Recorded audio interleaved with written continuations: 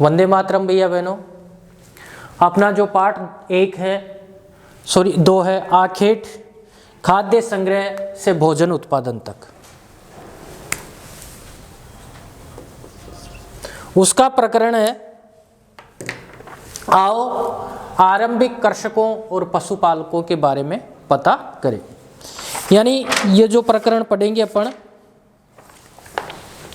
कि जो प्रारंभिक कृषक थे, जो प्रारंभिक पशुओं को पालने वाले थे, उनके बारे में कैसे पता करें।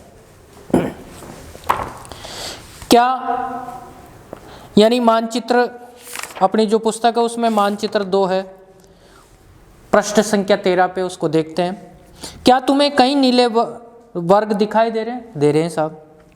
पता है इनमें से प्रत्येक बिंदु उस जगह को दर्शाता है जहां पुरातत्वविदों को शुरुआती कृषकों और पशुपालकों के होने के साक्ष्य मिले। यानी इस मानचित्र में जो नीले वर्ग दिखा रखे हैं, जो नीला निशान लगा रखा है, वो हमें ये बताता है कि पुरातत्वविदों को शुरुआती कृषक और पशुपालक होने का क्या मिला? साक्ष्य मिला है, सबूत मिला है। ये पूरे उपमहाद्वीप में पाए गए हैं। इनमें सबसे महत्वपूर्ण पश्चिमोत्तर क्षेत्र में, आधुनिक कश्मीर में और पूर्वी तथा दक्षिणी भारत में पाए गए हैं। वास्तव में ये निर्दिष्ट स्थान कृषकों और पशुपालकों की बस्तियां थी। यानी यहाँ पर वो बस्ती के रूप में रहते थे या नहीं, इसे जांचने के लिए वैज्ञानिक खुदाई में मिले पौधों और पशुओं की हड्डियों के नमूनों का अध्ययन करते हैं कि वो वहां पर बस्तियों के रूप में रहते थे कि नहीं रहते थे।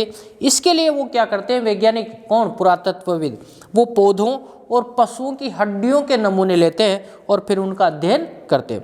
इनमें से सबसे रोचक जले हुए अनाज के दानों के अवशेष मिले। यानी सबसे आश्चर्यजनक चीज क्या मिली? वो मिली जले हुए अनाज के दाने।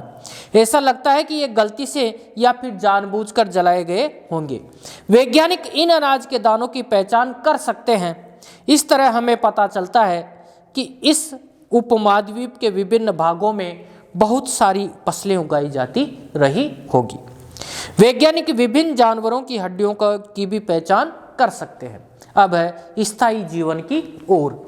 यानी जब वो एक स्थान से दूसरे स्थान पर जाते हैं, किसकी तलाश में? भोजन की तलाश में, कृषि के लिए जमीन की तलाश में, पानी की तलाश में। तो अब मानव ने क्या किया? स्थायी जीवन शुरू किया। स्थायी जीवन की ओर।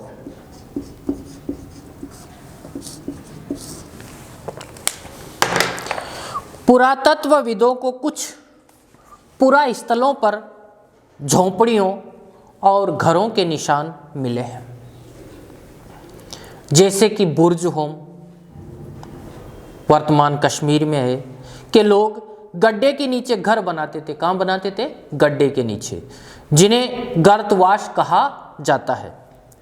इनमें उतरने के लिए सीढ़ियां होती थी, इससे उन्हें ठंड के मौसम में सुरक्षा मिलती होगी। यानी गड्ढे में घर क्यों बनाते थे?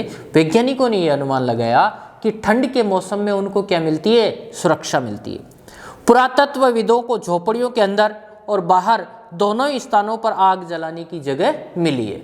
यानी झोपड़ी के अंदर भी मिली है और बाहर भी मिली है आग जलाने की जगह, स्थान। ऐसा लगता है कि लोग मौसम के अनुसार घर के अंदर या बाहर खाना पकाते होंगे। जैसे जाहिर सी बात है, सर्दी के मौसम में खाना कहाँ पकाएंगे? रसोई के अंदर। गांव की बात है, गांव में घर के अंदर या रसोई के अंदर पकाएंगे। और जब गर्मी के दिन होंगे कहाँ पकाएंगे? बाहर पकाएंगे। एक गर्तवास का चित्र। बहुत सारी जगहों से पत्थर के औजार भी मिले हैं। इनमें से कई ऐसे हैं जो पुरापाषाण युगीन उपकरणों से भिन्न है, यानी उन उपकरणों से अलग है, इसलिए इन्हें नवपाषाण युग का माना गया। इनमें वे औजार भी हैं जिनकी धार को और अधिक पैना करने के लिए उन पर पॉलिश चढ़ाई जाती थी।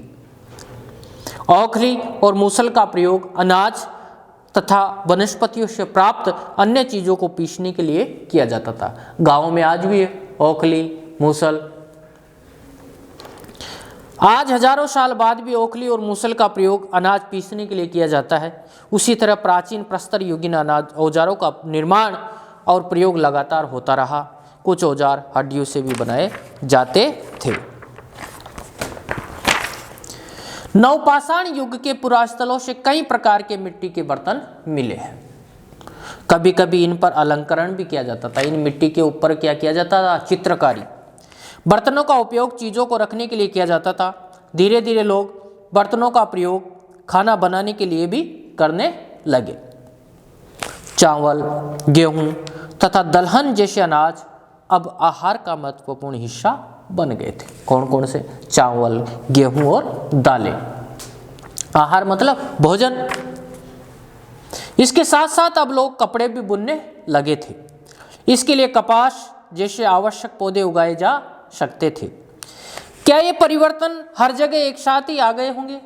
नहीं आए हैं, ऐसी बात नहीं है। एक तरफ जहां कई जगहों पर स्त्री पुरुष शिकार और भोजन संग्रह करने का काम करते थे, वहीं अन्य लोगों ने हजारों सालों के दरमियान धीरे धीरे खेती और पशुपालन को अपना लिया। बहुत जगह लोग मौसम के मुताबिक बदल बदल कर अपनी जीविका चलाया करते थे, यानी मौसम के अनुसार अपना जीविकोपार्जन करते थे। अब सूक्ष्म निरीक्षण। यह मानचित्र 2 पृष्ठ 13 में मेहरगढ़। कहाँ? ये ईरान में। यह ईरान जाने वाले सबसे भारतीय उपमहाद्वीप में ही है। यह ईरान जाने वाले सबसे महत्वपूर्ण रास्ते बोलन दर्रे के पास एक हरा भरा समतल स्थान था, समतल जगह थी। मेहरगढ़ संभवतः वह स्थान है जहाँ के स्त्री पुरुषों ने इस इलाके में सबसे पहले जो गेहूं उगाना और भेड़ बकरी पालना सीखा। यानी मेहरगढ़ वो महत्वपूर्ण स्थान है जो इस क्षेत्र में यहाँ के निवासियों ने सबसे पहले क्या उगाना सीखा? जो गेहूं और भेड़ बकरी पालना। यह विभिन्न प्रकार के जानवरों की हड्डियां मिली है, इनमें हिरण तथा सुअर जैसे जंगली जानवरों तथा भेड़ और बकरियों की हड्डियां है। मेहरगढ़ में इसके अलावा चौकोर तथा आयताकार घरों के अवशेष भी है मिले हैं। प्रत्येक घर में 4 या उससे ज्यादा कमरे हैं, जिनमें से कुछ संभवतः भंडारण के काम आते होंगे, यानी अनाज भरने के लिए। मृत्यु के बाद सामान्यतः मृतक के सगे संबंधी उसके प्रति सम्मान जताते हैं। लोगों की आस्था है कि मृत्यु के बाद भी जीवन होता है, इसलिए कब्रों में मृतकों के साथ कुछ सामान भी रखे जाते थे। मेहरगढ़ में ऐसी कई कब्रें मिली है। एक कब्र में एक मृतक के साथ एक बकरी को भी दफनाया गया था। संभवतः इसे परलोक में मृतक के खाने के लिए रखा गया होगा। यानी एक मृतक है, मृतक के साथ साथ क्या दफनाया? बकरी को भी दफनाया। क्यों दफनाया गया? क्योंकि उनके जो परिजन थे उनका ये मानना था कि ये इसका भोजन है। अब है नवपाषाणिक पुरास्थल। नवपाषाण युग के सबसे प्रसिद्ध पुरास्थलों में एक है चताल हयुक, तुर्की में है। यहाँ दूर दराज स्थानों से कई चीज़ें लाई जाती थी और उनका उपयोग किया जाता था।